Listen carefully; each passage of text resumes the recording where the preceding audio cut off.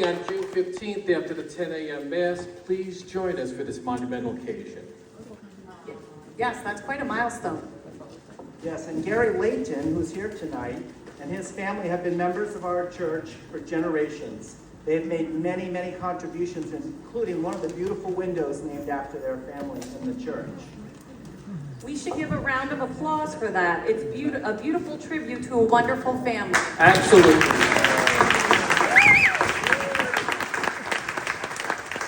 So without further ado, we'd like to introduce Mr. Gary Layton.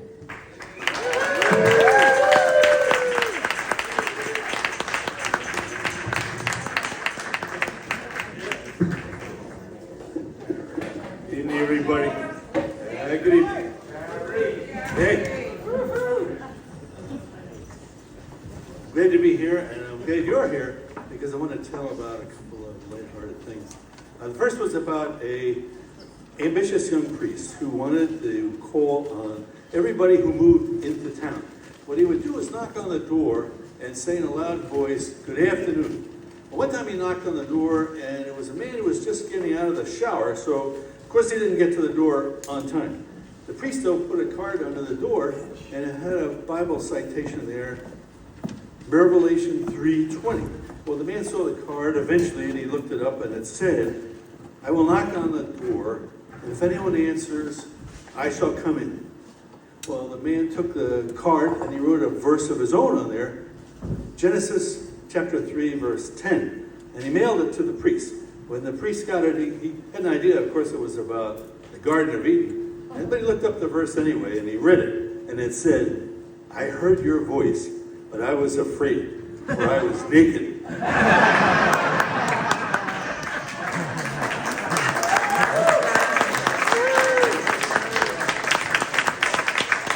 One day that same priest was coming to his office, and he heard a terrible screech of tires at the intersection. So he went over there, and he saw a man lying on his back in the street. He recognized him as this nice little man who was always walking around town during his lunch hour.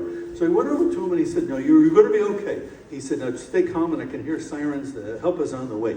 He said, and the priest took off his jacket, and he folded it up and put it under the man's head. And he said, "Are you comfortable?" And the man said, "I make a good living." And another time there was a man out for a walk on a Sunday morning in the wintertime, and it was brutally cold, much colder than he had expected. So he's walking along, he had no hat, and in fact his hat was missing for a couple of days. So he ducked into the first place that was open, it was a church. He sat down and he listened to the sermon where the preacher was talking about the perils of infidelity. So after the service, he went to the priest and said, "You know, you had a wonderful sermon, and I want you to know that it helped me personally." And the priest said, "Oh, so you realize that what you were doing was wrong?" And the man said, "No, actually, you helped me remember where I left my hat."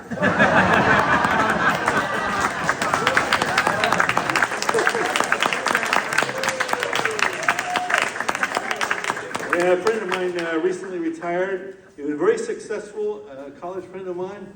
And he started out being very frugal because he wanted to save money so that he could buy a place of his own. And he did. He started out by renting a very small studio apartment, very small. And the way he explained it was, if you're in the living room and you want to go into the bedroom, you just stay right where you are. Airlines are in the news a lot. I'd read about a flight attendant who was working first class. And she approached the gentleman in the front row and she said, "Would you like to have some lunch today?" And he said, "Well, what are my choices?" She said, "Yes or no."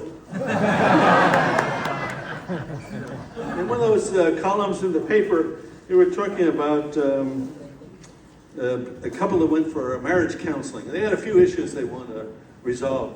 So the therapist said, "Look, this is the way I work my practice. First, the wife will say what's bothering her the most, and then the husband will reply.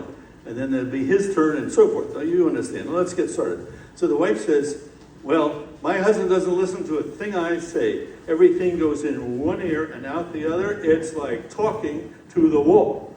And so the therapist says to the husband, "Well, what do you say about that?" And he says, "Say about what?" There was another man who went for counseling. He had a terrible problem with shyness. And so he went to the therapist and he said, look, if I pay for a few sessions, do you guarantee success? And he said, well, yes, I do. In fact, I just finished counseling somebody with the exact same problem. And as soon as we were done, he asked me if he could borrow $50. Not shy anymore.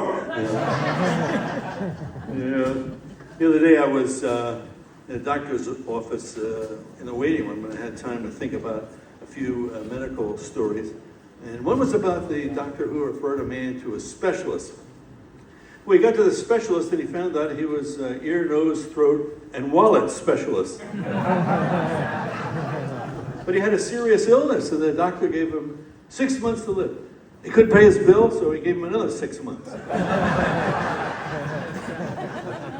And there was a lady who went to the dermatologist with a terrible rash on her hands.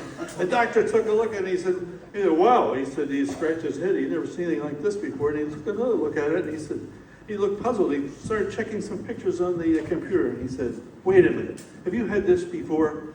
She said, yes. He said, well, you've got it again. Everybody's heard the man who went to the doctor and he said, Doc, my arm hurts when I go like this. He said, don't do that. And there was a lady who went to him, she heard ringing in her ears. And he said, don't answer it. And I finished with my favorite, which is the nurse who runs into the doctor's office. She says, Doc, the man you just gave a clean bill of health to dropped dead in the hallway outside. He said, we'll turn her around and we'll say he was just coming in. All right, thanks for listening, everybody.